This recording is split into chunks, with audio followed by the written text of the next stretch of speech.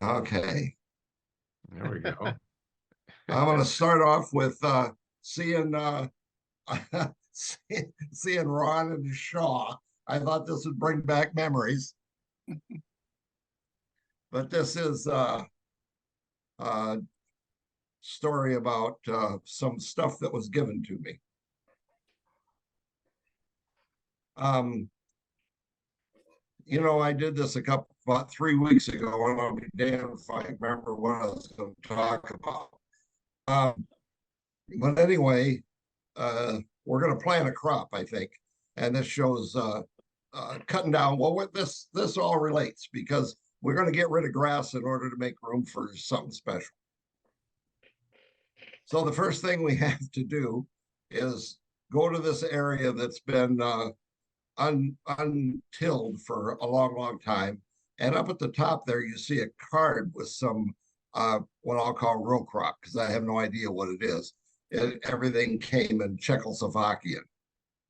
This product, there's a friend of mine that lives over in Eau Claire, and he does some his scenery work with some really high quality European products. And evidently, for some reason, gave me some of this row crop stuff. So I thought, well, I've got it. I might as well put it someplace. So the first thing I have to do is get rid of the grass that was there. So I started out by using scissors on it, and that took it down. Then I got my beard trimmer and mowed the grass down. And then the next step was to cover the area with Elmer's glue. And then you can see I've got one of these row crop things. They're real similar to the pipe cleaners that Jason uses for bean fields. But this stuff all stands straight up and has some texture on the top of it. And here I put some of the crop into place, some of that stuff, curving it off because there's a hill there that is going down, and it didn't want to go down into the river, the creek's floodplain. So we'll keep it up here. And naturally, the farmer doesn't just plow right to the end of the field. He has to turn. So I made some semblance of that with the crop across the end rows, I think they're called. And then I decided that I wanted to add a little brown to it. So I sprayed it with hairspray, and I had some fine brown foam, and it was a lot finer than I thought it was. And when I went to sprinkle it out of the container, it just went poof all over everything. So it's a little bit heavier here than I want it to be. Also, if you're rotating crops from year to year, you're always going to have volunteers. So being I was using up the JTT corn that I had, you can see in the fuzzy background, I stuck one in here just for some realism. In this photo here, after that, all that stuff I put on top had dried, I took my awl that I use for poking holes and stuff and rubbed it across the top and knocked a lot of that stuff off and then vacuumed it up. So here you see the completed field with the fence in place.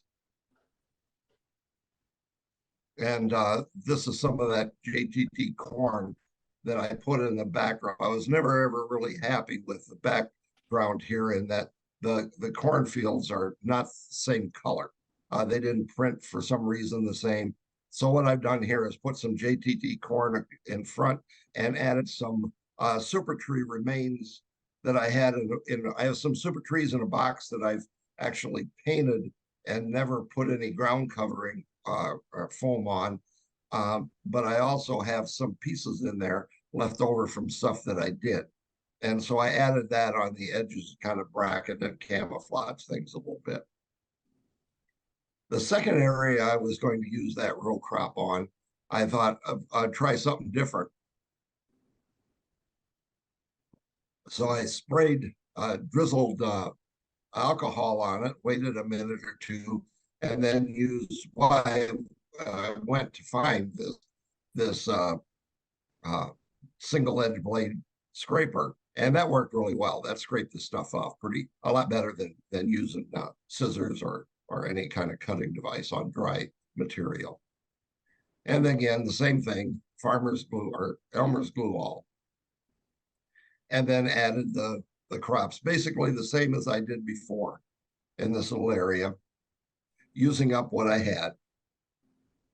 And then here's the finished, added a little more stuff onto the top, give it a little color variation, a little browner. And I happened to stick one of those Blueford Shop corn stalks in here just to remind me to never buy any of that stuff again. It's not the best corn in the world. Anyway, I've got the fence in, and this time people complained that I didn't have any cockleburs or anything in my other field. So this time I found some brown fiber or something that I had and put a couple of blobs of that in there to look like some kind of other weeds that would grow up in the field. Should have put a deer or two in there eating the beans. Yeah, that's yes. There weren't that many deer around in those days. Right, there weren't. But anyway, this I put in there, the great fencing debate. There's all kinds of different ways people talk about how they do fences. And this one here was probably the best one I've given for the idea of not using any fence. This is kind of to replicate something I saw done. I was operating with a young man a few weeks ago, and while we were doing something, he went over to one of the guys we were operating on, one of his fences, and he took the skewer and he ran it up and down between the fence posts. And I started laughing. I said, "There's nothing there." "Yeah, but I see it," he said. I said, "That's exactly the way it's supposed to be." And that's it. That's all there is to it. Now there was someone had asked, I gotta stop sharing. Someone had asked about me doing a second presentation on the MSNL RS1s on building the models. Anybody interested in seeing that, I can put one together. Yeah, that's a YouTube guy who had made that suggestion.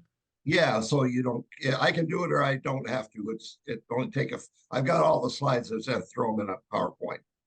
Yeah. If somebody wants to see it, they can. If they don't, I don't have to. No, I think it would be well received. Okay. All right, I'll do that for next time or the time after sometime. Okay. Sounds good. Well, anybody else have anything they want to present tonight? Yeah, I'll show you something here. If I can get myself in gear here.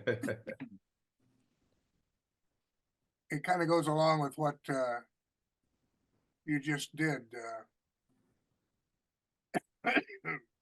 Clark. Okay, can everybody see that?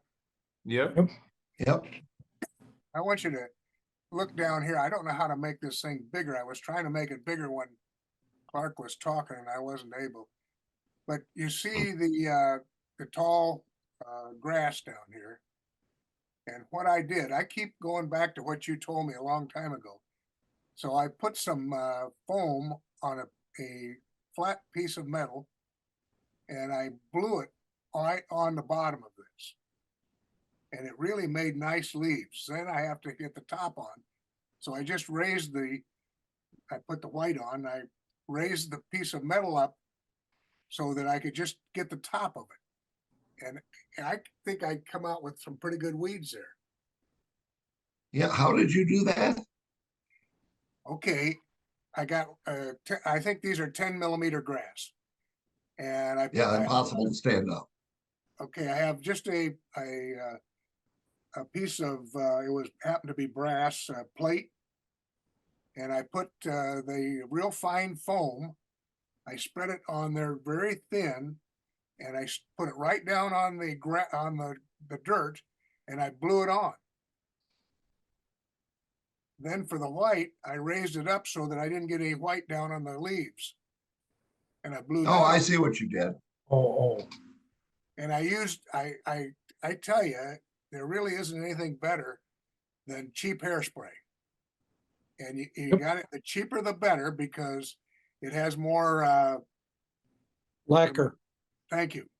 And I just think that stuff really works pretty good.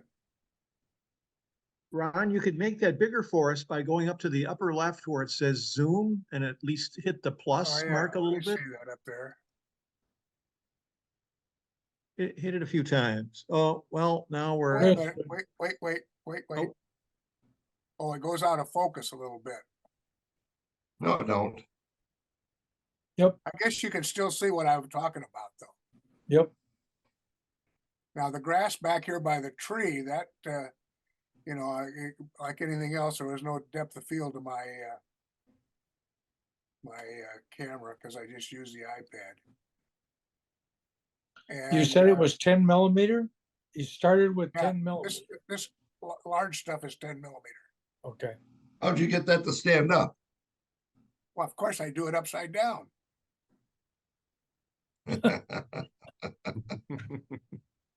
You know what the real thing about doing it upside down is? You know, you always get some of that stuff on the floor. Sweep that stuff up with all the dirt you want in there. The dirt never raises up. The dirt stays on your metal piece. Throw the dirt away and you've saved all that grass. Hey, Greg, are you Yes. gonna do an advertisement about this around the bend dioramas? Well, Entice I people think, to, yeah, I noticed the words there. That's good advertising. And I'm pretty sure everybody here knows that we're doing the show in 2 weeks, but you guys might want to talk about the hands-on activities that you guys are doing in the display room. well, Ron and I have made 72 of these 8x8 diorama bases. And if you come to the convention, you can help finish one yourself.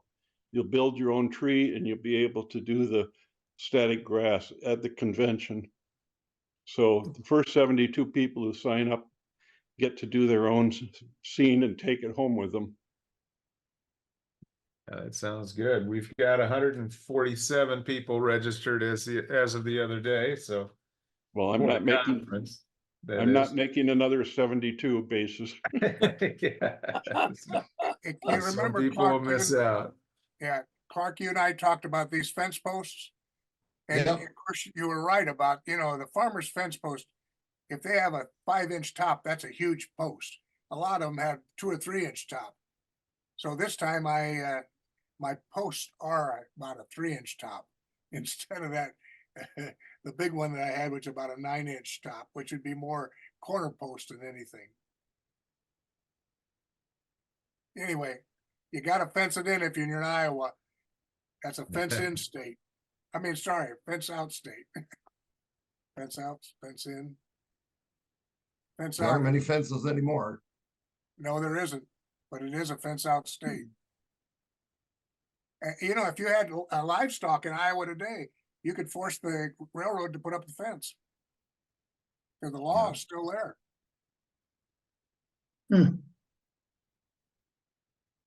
So if you don't have anything else, I got some more cars to show you. I don't know, maybe that doesn't interest anybody, but Sure. all right. Oh, These will be covered hoppers. Let me see what happened to my covered hoppers. Oh, there they are.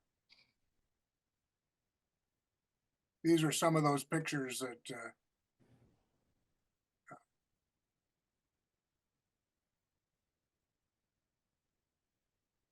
let's see, how about full screen if I can figure it out.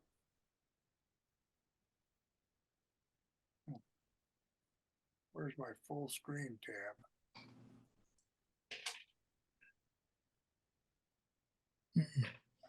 How do you say that name?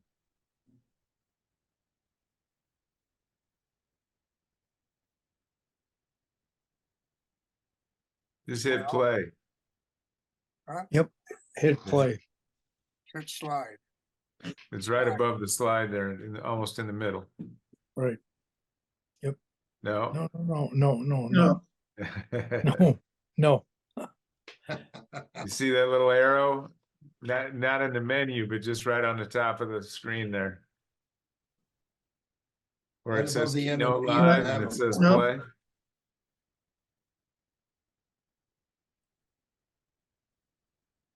Right up there, There, Right, right, You're right. almost there. over to the right, over to the right. right up, well, right above the word Pullman. Right. Now Straight stay up. stay out of the menus. Get out of the menu. There you go. Right There there. you There you go. go. Is that better? Yeah, there we go. Eureka! Finally. All right, these are all Pullman leasing cars. Yeah, back, I was really interested in the eighties and very early nineties to take pictures, and back then there was so many different elevators that owned their own, well, they painted them, I don't know if they owned them or leased them, covered hoppers, so that's what this stuff is. Most of these cars were taken in Iowa.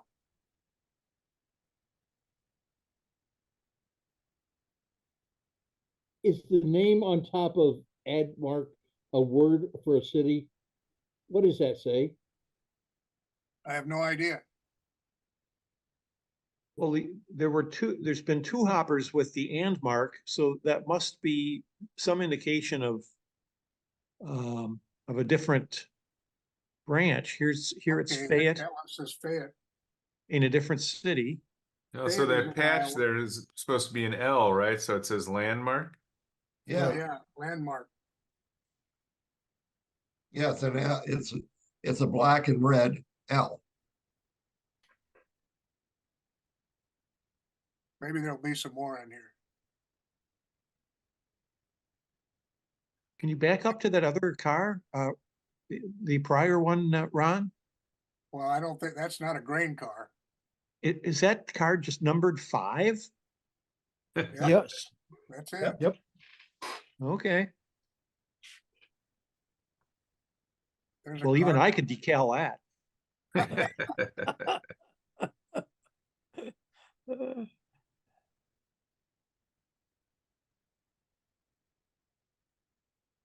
Like Mills. I've That's seen in those. Superior, Iowa. That's over in northwest Iowa. The guy that owned that, the Rock Island, named one of their GP38s after him. They called it Ivan the Terrible. They're both Superior, but is the writing underneath elevator, are they both the same? I guess they are. Yep. Yeah, that's over by Emmitsburg. There's another not a grain car, but interesting 4 hoppers on that.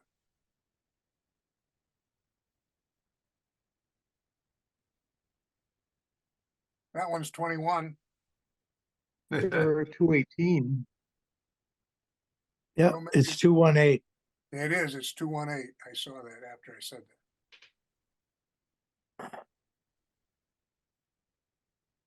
Thank you, Jan. On gin. Wow. I thought gin was shipped in tank cars. That's before they make it, huh? And fluid.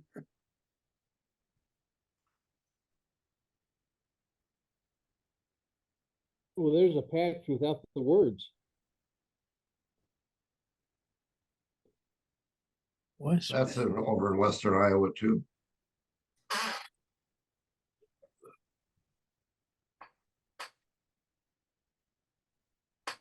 Press.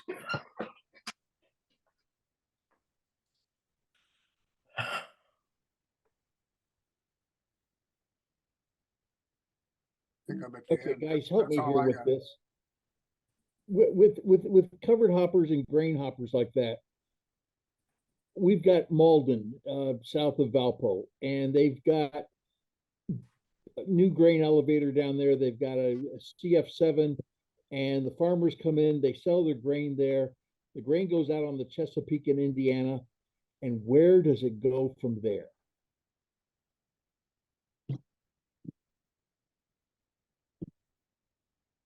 I suppose it depends on what it is and where it is. But does it go to the big city? Does it go to Chicago? Does it go to the end user? But if it's corn, it goes into alcohol. It might go to the river if there's barges, or if there's barges. I understand that, but in the United States, who's the end user of this stuff? Obviously, if it's wheat, it's going to go to a bakery somewhere. I don't think you got wheat in Indiana very much. We have wheat, but not very much. Well, we got a lot of dent corn. That's alcohol. A lot of it might be South Bend has the exported. alcohol plant. Iowa's got a bunch of them. Illinois' got a few.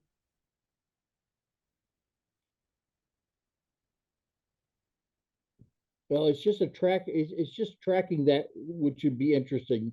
I'd be interested to figure it out. I'll work on it. All if right, it's- go ahead. I was just gonna say, if it were wheat, like in Minnesota, you had a couple of the flour mills, like one in New Prague, Minnesota, and a lot of the wheat, that's where it would flow, where to there, like they came in and you'd see 15 grain hoppers a day and they were being made into flour, obviously. That was Robin Hood. And we have a couple of big flour mills up in Michigan too. I assume that the wheat goes by truck to them. I don't know. I think most of your elevators around here are in the corn and bean business. Yeah. Well, isn't a lot of it today going into ethanol too? Yeah, most of it. Beans aren't, but No, the beans aren't, but the corn would be. yeah. Well, the beans go, a lot of that goes into oil. They're Because if you visiting various ethanol plants, they have tremendous acreage that they've purchased that the corn comes in for them to turn obviously into the ethanol product.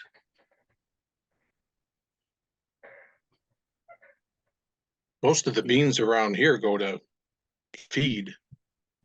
And then Feed? the byproduct is the oil. They crush it and squeeze it and then extract some of the oil out of it, and the rest of it, like Cargill and stuff on where I work, on the CN, a lot of that bean is meal for feed. Okay. Isn't there a great percentage of American crops going overseas to feed other nations?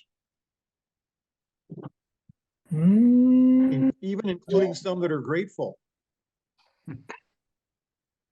Yeah, you see, like in the Twin Ports, Duluth Superior, there's a lot of grain that moves through there.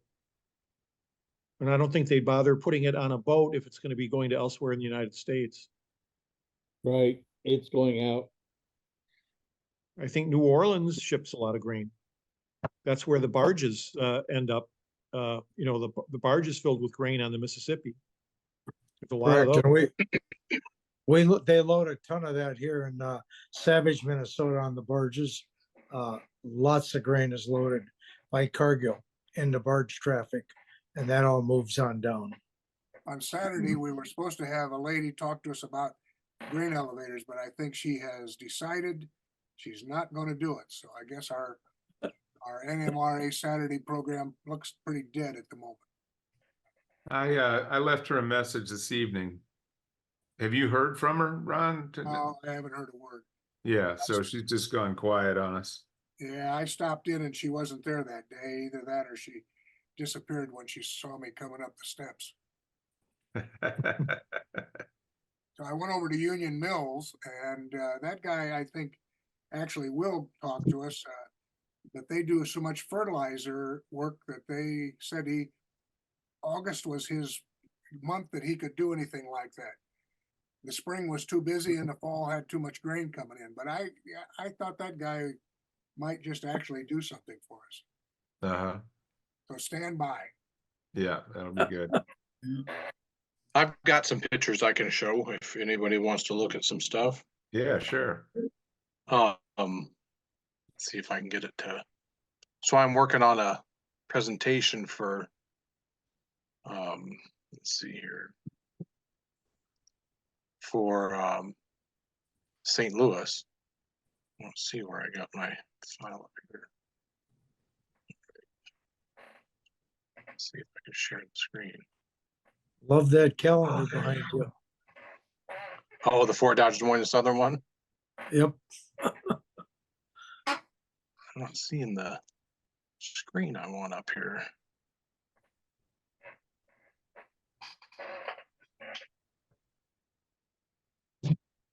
Close some of these windows here and maybe I can. Which.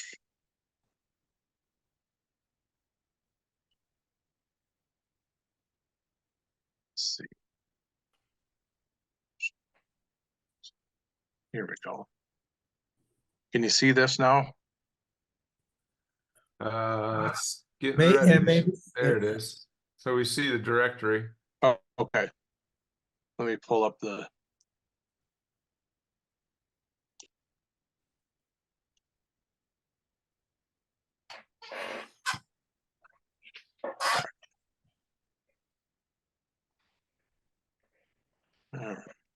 There, can you see that? No, yes. All right, so I'm doing a PowerPoint presentation on the Mason City Clear Lake, Iowa Terminal Railway. And I'm gonna do it at St. Louis. It's gonna be called Bricks, Butter, and Baldwin Electrics. And this is a slide that I got. This is in the brick yards, the Mason City Brick and Tile yards in Mason City. They're in there pulling box cars that they had loaded up with tile and brick. And this is the only color photo I've ever seen of the Mason City Clear Lake in the brick yards at Mason City. I thought it was kind of a neat shot. It's a little bit blurry, but it's a neat shot of them in there pulling the box cars. My dad worked here in the shipping department back in like 67, 68. And he would work with the Mason City Clear. Well, then it was the Iowa Terminal.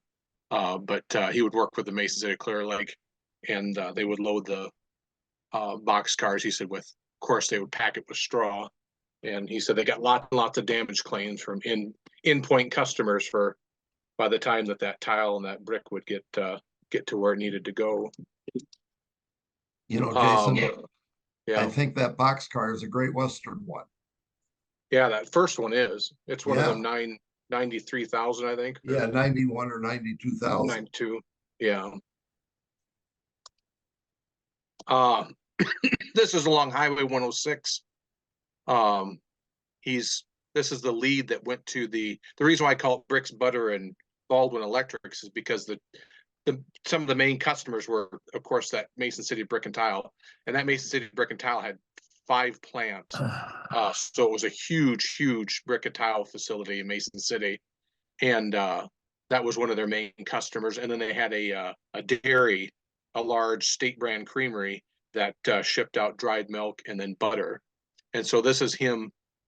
This is the lead that goes into the dairy that he's heading into. This is along Highway 106 on the south side of Mason City. Clear Lake would be towards the background there. That's just another shot of them running along the tracks along Highway 106.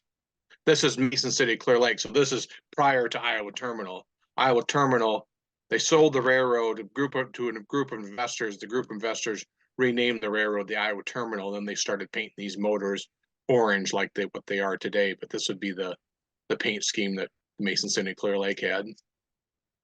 This picture here is at South Mason City. This was on 19th Street, the M&L, not far from where they interchange with the M&L and the Milwaukee. But you can see all the Northwestern reefers in the background.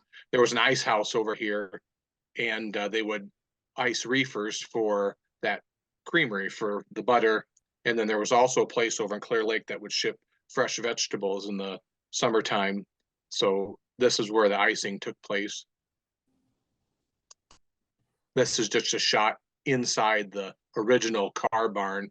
The car barn burned down in Thanksgiving of 67, I think it was.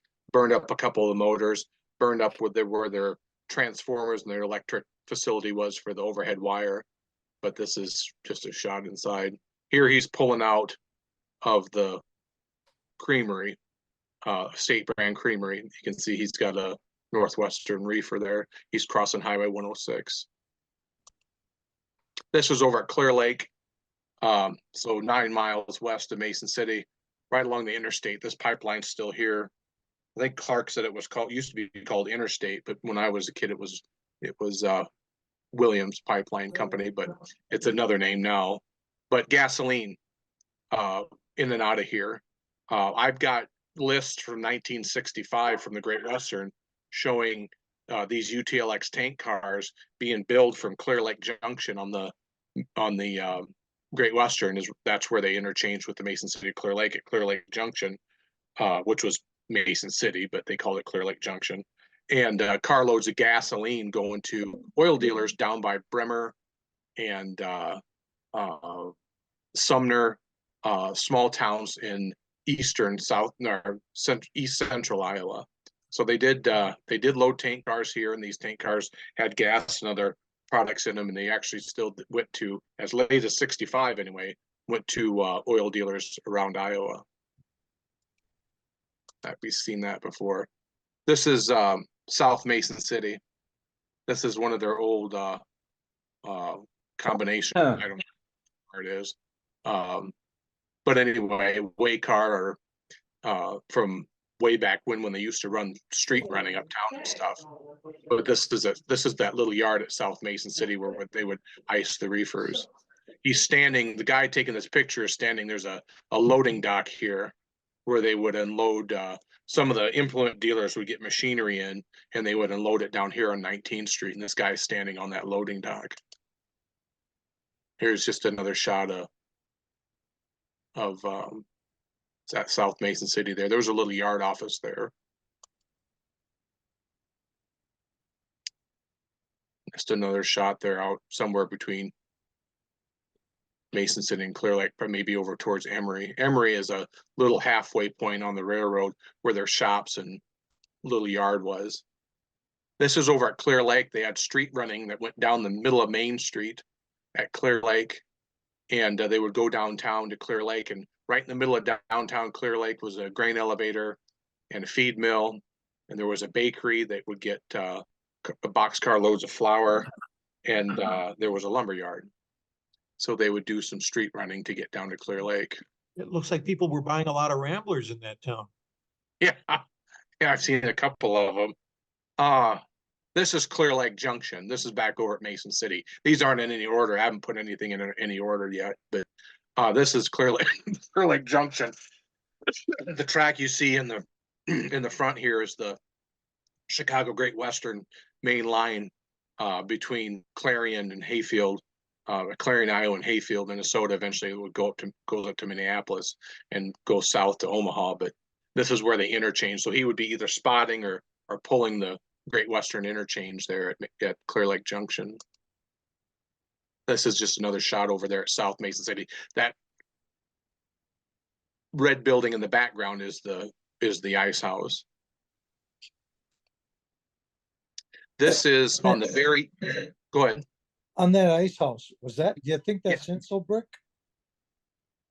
I don't think so. I think that it's wood, but it's just got that brick asphalt shingle siding on it. Okay. Yeah, that's the Insul brick. Is that what that is? Yeah. I don't know what that was called, so sorry about that. I didn't know. This is the very eastern end of the railroad. It curves to the north here. We're looking kind of north. To the right, you can see it. Very right, you see over here the pole lines. That's the Minneapolis-St. Louis line between Marshalltown and Minneapolis.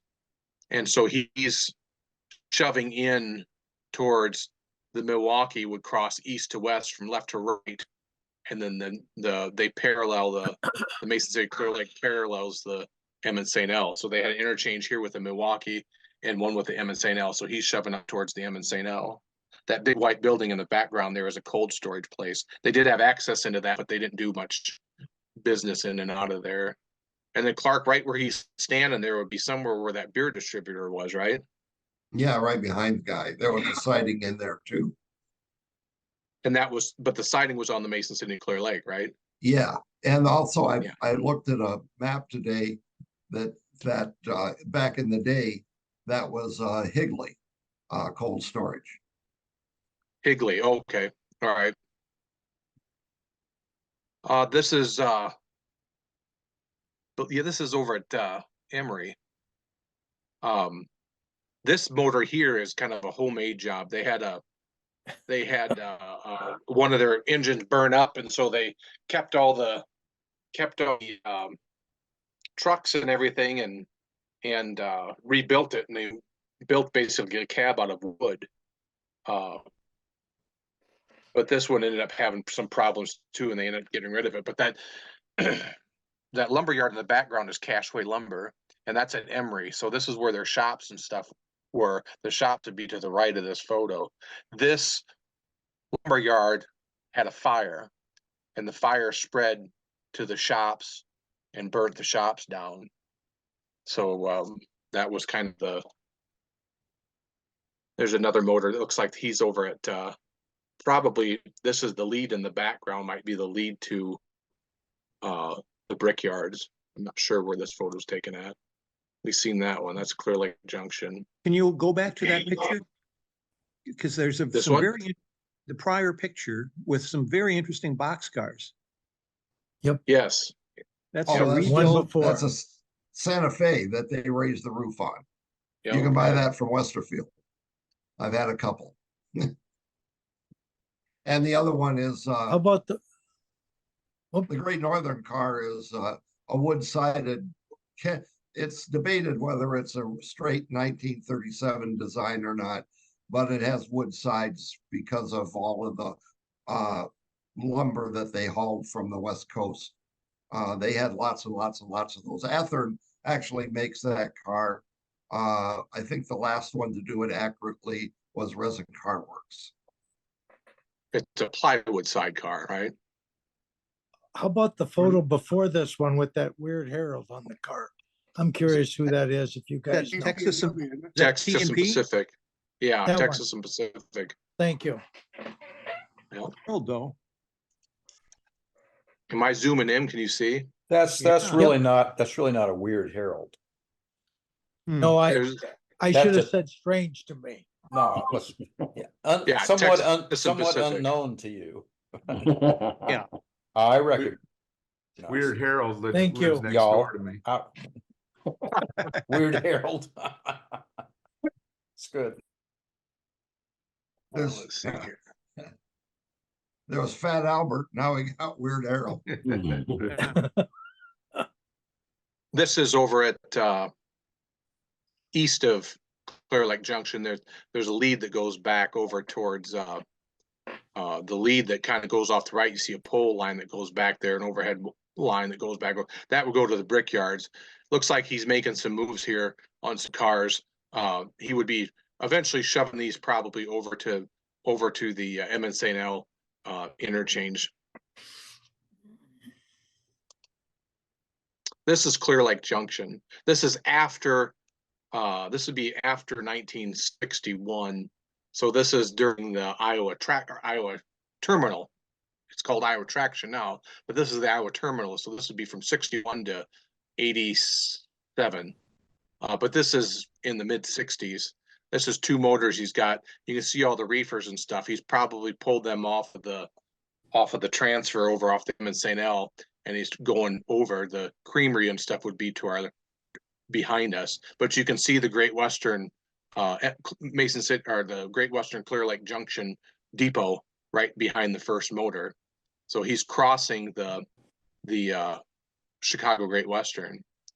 There were signals here that the guy here would in the depot there would control the interlocking for the tower there, or at the depot control the interlocking for the Great Western and the Rock Island.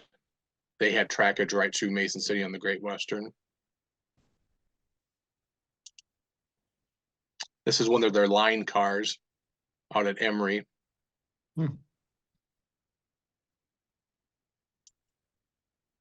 This is Clear Lake. You can see the running down the street. It's kind of blurry in the background, but he's got stock cars. And even through the 60s, they were still getting stock livestock shipments over to Clear Lake. There was a sale barn over there on a spur just south of, just as you got to the east side of Clear Lake. Basically, if you're familiar with Clear Lake, it'd be right where Interstate 35 runs on the east side of Clear Lake. There was a spur over there that had a couple industries, Ziegler Concrete, which made concrete blocks. And then there was a stockyard or sale barn down there. That's where these cars would be heading to. And then there was Kennedy Farms. They would get fertilizer in, and then they would ship out vegetables in the summer. But they would have to drop the cars. They would pull the cars over, then they'd have to drop them down behind them and then shove them down either towards Kennedy or towards, if they're going downtown to Clear Lake. This is just another shot here. This, you can see now we've changed to the Iowa Terminal Railroad. This is the Mason City Clear Lake. That's, I think we saw that shot. That's over at Clear Lake at the pipeline company. This is the, I was talking about that ramp that they had on the south side of town. This is South Mason City. This is the yard. There's the ice house. Of course, the ice house really might have been being used at that time, but a lot of times they truck it in. I think Clark, somewhere we've got a picture of them icing reefers here using a truck. But there's that small little yard office there and the unloading ramp. This is the backside of Clear Lake Junction. I'd be looking west towards Clear Lake. There's one of their other motors they had. This is at South Mason City. Another one here at South Mason City. One of their work cars. Wow. This was the, I don't know if it zoomed in for you guys, but this is the crossing where they crossed the Northwestern. And this is where they would got some of them reefers and some of them reefers to go back to. But this was a really neat gated crossing. So we're looking forward. We're standing looking east on the Mason City and Clear Lake, and we're crossing the, what's this, Clark? This come out of Belle Plaine. Yeah. Yeah, the Belle Plaine up to Mason City line. And it was a neat crossing because in that over on the other side, we see that big red target off to the left where it hits that other post. There's a big fat box on top of there. Well, there was a dial in there, and then there was a lever, and they would unlock that, and then that would time out the signals on the Northwestern there. And then he would swing that gate with the big red target. That would swing across to the right and connect to another post on the Northwestern. And then that one right in front of us with the kind of crossing guard arm on it, that's hooked to linkage. And that would, as when you swung that furthest one back towards us, then that one in front of us lifts up, goes vertical and goes straight up. We used to have a crossing. We used to have a crossing like that just up until a few years ago on the CN at Terra, where we crossed the UP. It used to be M and St. L, but the Union Pacific. So it was a linkage that once you swung one gate open, the other side, it would automatically lift that arm up. I've got movies of that somewhere, of them going through that crossing like that, lifting that gate or swinging that gate and lifting that other one up. So this is, you can see, what's that? Remote or key to unlock it. Is it a remote or is it a key process? No, it's a key. No, it's just a key. It's just like the one key. Okay. A lot of them that I've been to in my career. It's just a key. You open it, you either pull a lever or you push a button. Some of them back at this time was like a dial that would time out. Okay. But anyway, it's just a key box that you open in there, and then there would be a button either to push or a lever to pull, or a clock to wind down. And then once it timed out, then it would allow you then it would automatically unlock the gate, and then you were allowed to swing it. So this is you can see that guy walking on the edge of the road there. You can see the crossing that we were just looking at. You can see that big red target. But anyway, he's shoving into the Northwestern shoving into the northwestern interchange here. This is at Clear Lake. This is their depot in downtown Clear Lake. This is one of their sweeper cars that they use to sweep and flange the tracks during snowstorms. This went to some museum somewhere, I'm not sure, but it's still around apparently.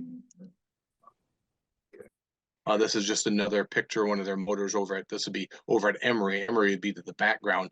The building with the dark roof is their shop there at Emory before the fire. This is a smaller shot. This is down at Clear Lake. These are smaller. I'll get through these because they can't really see those. And then I'll switch here and I'll pull up some more here quick. Let's see here.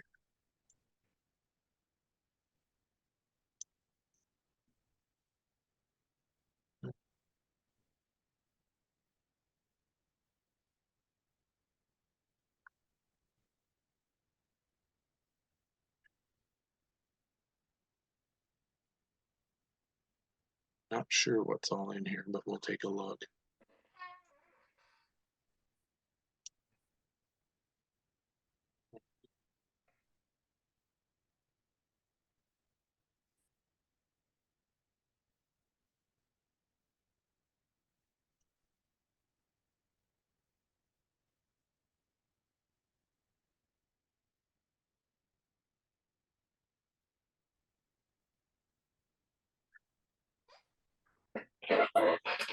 Ah, This is that homemade engine again at Emory. This is a blurry shot. This is working. I think I got a better shot of this somewhere. I don't want it so blurry. These are all kind of blurry. There we go. Now they're coming to focus. Are we looking at, I can't see what we're looking at, but we're looking at the Clear Lake Lumber Company, right? Yep. Yeah. Yep, Yeah. yes. Yeah. This was over at Clear Lake, Main Street. Basically, he's coming right out on Main Street. But yeah, this is the Clear Lake Lumber Company. They would shove cars over here. You can see back in the, if hopefully it's zooming in for you, but you can see back in here, there's pieces of fencing. Here you got panels and stuff like that, but there's pieces of picket fence. Apparently the lumberyard sold prefabbed pieces of picket fence there. I thought that was kind of interesting. They had coal bunkers back in behind that lumberyard too. They did? Yeah. It was still there That's good to know. in the mid-60s when I got out of the service. Here he's pulling a either probably shoving in because of the way the pole is, shoving in a box car to the lumberyard. This is, Lester, you're talking about this here. You see this box here? That's what one of them boxes kind of looks like inside. Okay. There's a timeout mechanism to the right there in that glass, and then you see that little semaphore in that dial there where there's a lever underneath there, and that lever you either move it to the left or the right, and whatever, when you open it you move it to the left or the right, and then that times that interlocking out along, so that what that time does is that sets up the signals, make sure that there's nobody coming on the other route, and if there's not, it'll drop the signals to red, and then it'll time it out just in case somebody was in the block and they can get through before you cross the diamond. But that box is made that you can't close it. You can't close that box with that lever to the open position or to unlock the box. There's a little, if you look on the inside of the cover there where he's just above his hands and to the right, follow that up, there's a little square you see in the, I don't know if you can see my cursor, but right here. Yep. And if he were to shut that door right now, he wouldn't be able to lock the box. He'd have to move this bar over to the right to relock the interlocking, and then he could shut that box. So when the box is in use, or when he's in use, he can't lock that back up. He's got to return the gate back to normal before that box will be able to lock back up. But anyway, there's an electric box, that arm there on the bottom, there's an electric lock on this arm here. And once that times out, that'll allow that to release, and then he'll be able to swing this gate. This is actually the Charles City Western. They bought the Charles City Western in 1963, and this is over at Charles City. And this is really interesting. He's pulling a gun over to Oliver, the tractor company over in Charles City, and they had this loop track that looped around to get this one customer, and it crossed the IC main line to get to this one customer. So this is the little gate for that. This is the Iowa Terminal days. This is over again, shoving into the Northwestern interchange. Another shot. You see Clear Lake Lumber in the background. In the foreground is the actual little yard. They had 4 or 5 tracks in their little yard at downtown Clear Lake. This is some older stuff. The brickyards in the background, I'm not sure. This is Charles City over on the Charles City Western. This is downtown Clear Lake. So you can see the depot off to the right. You see the Mason City Clear Lake Silver electric motor over there. There's a feed mill. There's 4 or 5 tracks. The sweepers over here on like a coal track, and it looks like there's a coal dealer, or maybe even I think it's a coal dealer off that goes way off to the right through that open gate, or that open area where you see the track disappearing just basically underneath the water tower there. But this was the end of the line at Clear Lake. And these switches in the foreground here, there's no switch stands, but there's a little plate right along the edge of the road. Right here, there's a little plate, and in them little plates, you could open that up, and there was a lever-like mechanism in there where they could take a bar and bar that over, and then that would throw the switch for them. That's a new one on me. This is over at Mason City. They're putting a new track into. There used to be just one track, but they're putting a new track into the creamery. So we're standing on Highway 106. Not sure why that's there. This is some more modern pictures. They built in the 90s. They built into the AGP plant, the bean plant, to get more traffic in the 80s. So this is some more modern stuff of them working today. Well, probably 10, 15 years ago. I don't know, Clark probably took these pictures. Old stuff downtown. Here's the brickyards. So you've got the Great Western here, or excuse me, yeah, the Great Western here. You can see my cursor. The Mason City Clear Lake came in this side to get to this plant. Then they also had another lead that came back clear around here and went into this plant here. And there was 2 more plants off to the right of this too. There were 5 different plants. The Milwaukee crosses down here, left to right on their line dispenser. The Northwestern Belle Plaine line comes off from the top left-hand corner onto the bottom left-hand corner. They got a lot of cars out of there. I don't know why this is in there. This is Clear Lake Junction. This is the Great Western now coming down and working the interchange with the Mason St. Clear Lake. You can see the stacks for the brickyards in the back.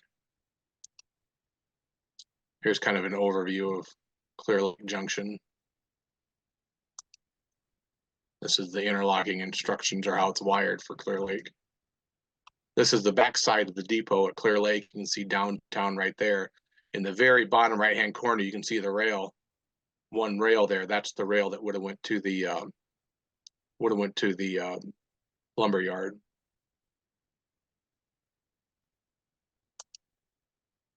This is Clear Lake Junction looking south along the Great Western. Mason City Clear Lake crosses right before the road crossing there.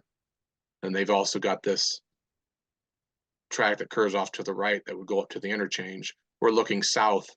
The Rock Islands on their line to Kansas City comes in just on the other side of the crossing, looking south.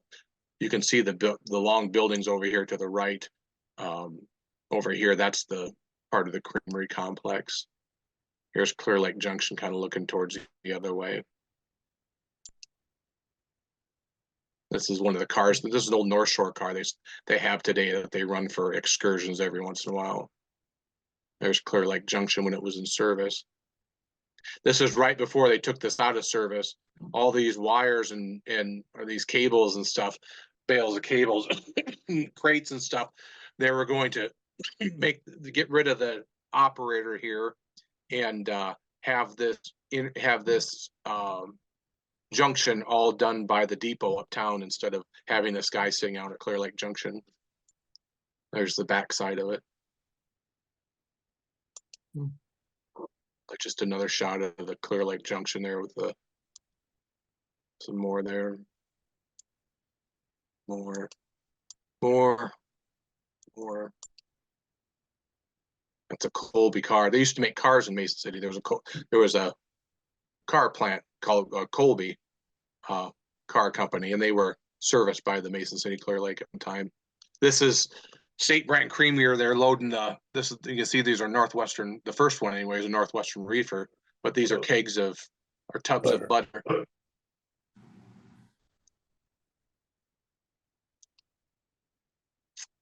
This is taken out of, I don't know, Clark, did you take this or who took, I don't know who took this picture.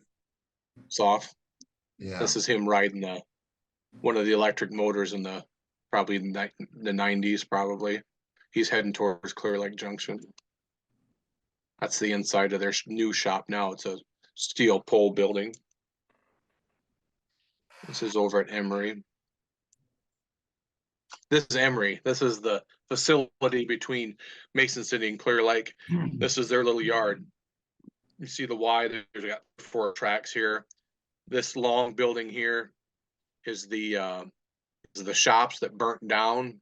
The lumber yard that caused this to burn down, the sparks from what I read in the paper, the lumber yard wasn't built at this time, but in this big empty lot here is where the lumber yard was built, and that's what burned down, and it spread to this other long building here, and then spread to their shops and burnt down everything.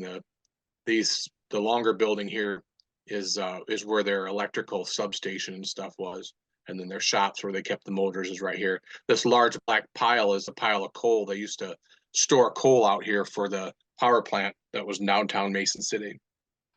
They would come out here and they would stockpile coal. Now we already seen that. This is the aftermath of the fire. They had one of them line cars in there, and it burned up along with another motor, and that's Clear Lake Junction. I don't know how we're doing for time. There's Clark. Yeah, we gotta get to another meeting, but Yep. Appreciate you guys showing these pictures. It's great stuff, and we'll look forward to seeing that at Collinsville. I'm sure that'll be a great presentation. Jason, that was fantastic. Yeah. Thanks When very much. when I get the presentation done and stuff like that, I'll give it on here sometime. Yeah. Perfect. Fantastic. That'll be awesome. Well, we'll be on Greg- again next week, and Greg? yeah. Can I just say one message? Sure. For the Northwestern Lines was mailed about 3 weeks ago, and we still have people in Wisconsin and Minnesota and some other places that haven't gotten their copy yet. It's got all the annual meeting stuff in it, but all that annual meeting stuff is also on the webpage if you haven't gotten your issue yet. Okay. So some problems with the post office, and now they want to raise rates again. Just wanted to let everybody know it was mailed the last week of March if you don't have it yet. Okay, very good. I've got mine. Thank you. Thank you. Thanks, Tim. All right, thanks everybody. Have a great night. We'll see you next week. Thank Bye. you. Right there.